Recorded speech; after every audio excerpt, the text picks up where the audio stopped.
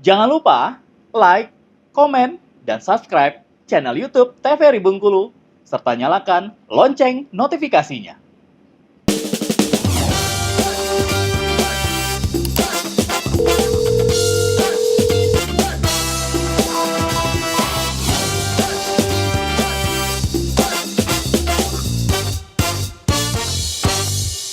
Terima kasih pemirsa, Anda kembali menyaksikan Dokter Kito dan saya kembali ingatkan kepada pemirsa di rumah untuk yang ingin berkonsultasi secara langsung bisa kontak WhatsApp di 0811 101 3210. Sebelum berakhir Dokter Kito hari ini ya pemirsa, kami tunggu.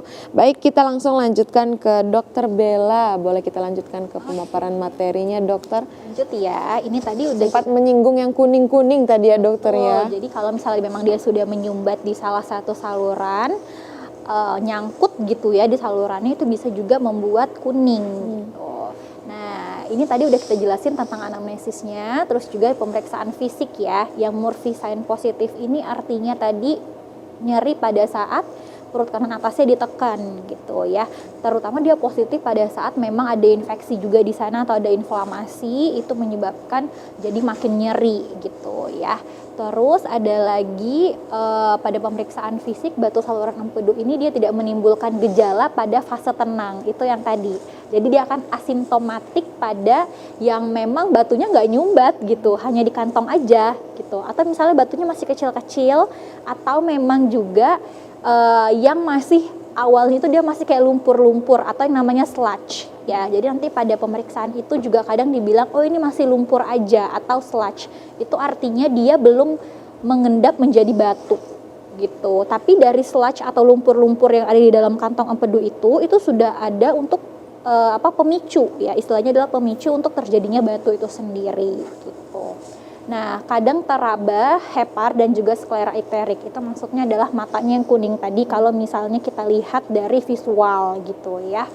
Nah, selanjutnya untuk pemeriksaan penunjang biasanya akan dilakukan pemeriksaan darah juga, terus juga kadar bilirubin tadi ya, karena itu untuk tahu nih memang ada peningkatan nggak di bilirubinnya gitu. Terus juga ada pemeriksaan radiologi yang akan dilakukan untuk tahu juga nih lokasi batunya itu ada di mana. Nah, ini dia. Yang paling sering dilakukan itu adalah USG ya. USG ini sudah cukup untuk menggambarkan batu. Mana USG itu juga bisa segera dilakukan. Terus juga dia ini nggak pakai yang namanya radiasi-radiasian gitu. Jadi USG ini adalah udah yang paling baik untuk kolelithiasis ini sendiri gitu. Nah, pada gambarannya sendiri nanti ini kantong empedunya ya. Nih, nanti kelihatan nih di USG ada. Nah, ini yang putih-putih ini adalah batunya. Batunya ya, Dokter. Ya, jadi kelihatan oh ini ada 2 buah. Ya, kadang-kadang banyak. Kadang-kadang nggak terlihat batu, tapi dia kayak ada lumpur-lumpurnya gitu. Belum terbentuk batu. Itu yang namanya sludge tadi, yang akan memicu terjadinya suatu batu gitu ya. Nanti misalnya dia bermigrasi nih kemana nih batunya, ke saluran yang ke arah usus kah atau yang ke arah hepar kah, itu juga kelihatan nanti di mana nih si batunya ini akan terdapat gitu ya. Nah, itu kalau yang gambar sebelahnya itu udah penuh, itu pasti akan nyeri sekali gitu ya, karena dia udah mengganggu dari kontraksi untuk kantong empedunya bekerja gitu. Jadi kalau misalnya memang sudah punya pemirsa di rumah, misalnya sudah punya gejala, kok kayaknya saya ini punya emah yang terus menerus nggak sembuh-sembuh mahnya, sudah diobatin, itu emang disarankan untuk melakukan USG abdomen ya. USG abdomen itu artinya diperiksa nih perutnya pakai USG. Jangan-jangan nanti malah ketahuannya sih ini tersembunyi dia karena batu empedu ini gitu ya. Dan ini organnya kadang-kadang yang memang nggak kelihatan gitu. Maka harus kasat mata ya Dokter ya. Kasat mata yang harus kita lihatnya itu adalah dari USG ini sendiri gitu ya. Nah, terus gimana nih tata laksananya? Biasanya diapain gitu ya. Jadi ada yang konservatif sama yang untuk terapi dietnya sendiri. Kalau memang yang konservatif itu batunya itu kalau misalnya dia memang belum jadi batu yang utuh gitu ya, dia masih ada namanya sludge atau yang lumpur tadi, itu biasanya masih bisa diobati. ada obatnya, dikasih sama spesialis penyakit dalam biasanya obatnya ya. Nah itu akan diberikan, itu harapannya adalah supaya dia luruh dan hancur, nggak jadi sampai terbentuk batu yang keras tadi atau memang sudah terbentuk suatu batu ya. Nah ada juga yang namanya litotripsi ya, itu kayak dia itu dipakein sinar gitu, ditembak, itu juga bisa ada ya. Biasanya itu untuk batu-batu yang berukurannya memang masih kecil-kecil gitu, kayak masih pasir-pasir gitu ya. Makanya itu perlu pemeriksaan USG tadi, karena di USG sendiri juga kita tahu udah seberapa banyak dan udah ukuran batunya seberapa gitu, karena nggak semuanya bisa di ESWL ini atau dihancurkan dengan sinar tadi gitu ya. Ada juga yang memang harus di open atau dibuka nih, diambil si kantong empedunya itu ya. Ada beberapa metode, kalau itu nanti akan dikerjakan sama dokter spesialis bedah biasanya. Jadi si kantong empedunya itu nanti akan diambil, itu biasanya kalau emang udah penuh atau memang batunya itu nyangkut ya, atau memang juga ukuran dari batunya. Jadi banyak sekali kriteria untuk open itu sendiri, untuk dibuka ya. Nah, yang paling penting adalah kita untuk terapi dietnya ya. Jadi makanan-makanan yang memang kita konsumsi nih gitu. Yang pasti adalah, karena tadi kita hari ini membahas tentang lemak-lemak ya, kita harus rendah lemak ya.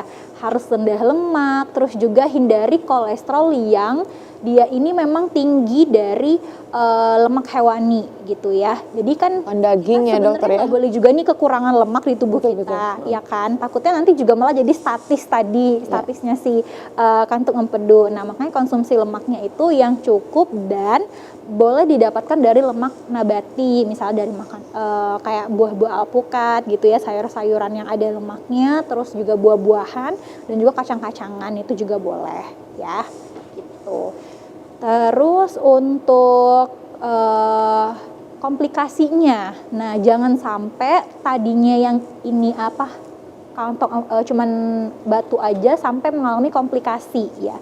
Komplikasinya itu bisa perforasi dari kantong empedu. Jadi karena kantong empedunya itu sudah terlalu banyak batu, itu bisa pecah ya, pecahlah si batunya, itu menyebabkan nanti akan terjadi perforasi pada kantong empedu gitu.